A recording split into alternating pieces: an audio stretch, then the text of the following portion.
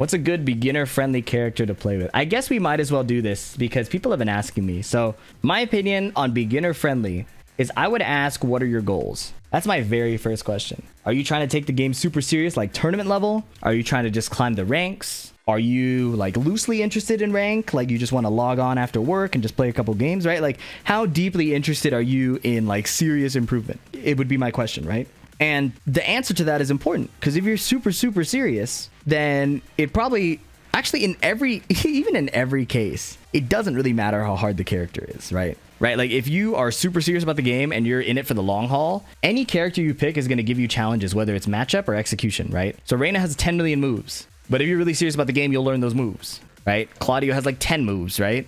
But learning how to counter people who shut down those moves or like learn your execution for like specific combos or like maximizing certain situations. Yes, Reina might be harder than Claudio in that sense, but it's still going to be hard. So the unifying theme is that you have to enjoy the character you're playing. If you don't enjoy the character you're playing, you won't be able to stick through how challenging Tekken's going to be. You're going to lose like 30 games in a row. You're going to like win a bunch of games, get stuck at a plateau, have to pick up a new skill, and trying to learn that skill will make you lose 50 games in a row, right? Like I'm trying to learn Lili. Do you see how much I lose? I lost like 4 first to 5s today, like 5-2. And like I was not happy about that because back I could have easily coped and said like if we played Tekken 7, I would have won. But my character's not in this game. My skills from that game aren't as valuable in this game. So like you have to pick a character you like to get through those hard moments, okay? So if you're like so that's why I think it's important to be honest about what your goals are. So if you really want to just log on and have fun like winning, so you want like a beginner character that's comfortable because you'll win, pick Azucena, probably pick Victor, probably pick Elisa, probably pick Lars, right? Pick King for sure pick King, right? Absolutely pick King. Oh my god, pick King, okay? Dragunov's pretty good. But the thing is, every character in this game is like going to be good depending on how much you train them. So like you might not be able to do what you see the pros do, right? You might not be able to pick up Kazuya and immediately do all the electrics you want to do. Or you might not be able to pick up Steve and do all the combos you want to do. It's like, it's gonna take time. So chilling out and enjoying the process is like the #1 thing. If you really want so it's important to be honest. Do you want like quick wins? Do you want like a relatively easy time? Somebody in chat is saying King is not that easy. I am friends with so many really good King players, okay? They are honest about saying King is one of the easiest to get wins with, okay? Here's a really good question. Am I stunting my growth by learning the game with King? Any character is going to stunt your growth in some ways and improve your growth in other ways, okay? The important thing is you are going to get carried in some ways and be held back in other ways, right? No matter what character you pick, that's going to happen. There's no character you can pick that will instantly teach you everything perfectly. Maybe you could make like in the last game, you could argue that Kazumi would teach you that, right? Kazumi was a very fundamental character. I don't know who that character is in this game. Certainly once you hit like any rank where people know Victor defense. So people even now don't know Victor defense very well. I did a review on Mo-Il, a Korean pro fighting to get God of Destruction, and the person he beat to promote didn't really know Victor's defensive options that well. I would probably at some point have argued that Victor would make you learn some Tekken stuff, but at this point that's not true. Every character in this game is so strong offensively that I think you're going to get carried in some ways. It really depends. Like Lili has a carried sidestep, right? She has carried offense. Her back turn stance is really broken if you use it. But as you can see if you watch my gameplay, it's not always free, right? You have to figure out and troubleshoot certain things even though you're carried, right? I always make the analogy that properly getting carried in this game, in Tekken in general, means it's not free. You have to make yourself as lightweight as possible. And that's a skill. The way you want to approach the game or the way that you believe the game should be constantly changes as you learn more about the game. So I'm hopping to practice mode just to describe what I'm talking about. But when I picked Lili, I loved playing her as like poke, move, find counter hits, right? But Lili isn't exactly meant to play that way once you fight better and better players. Lili is kind of meant to be a scrubby character. You're supposed to go into back turn and like 50-50 them. You're supposed to rob them with your sidestep and make them scared and anxious about getting robbed. And off of that robbery, her pokes become scary, right? So what I'm talking about, if you don't know, if you're brand new to the series, which you probably are because I'm probably going to title this video like, beginner friendly characters.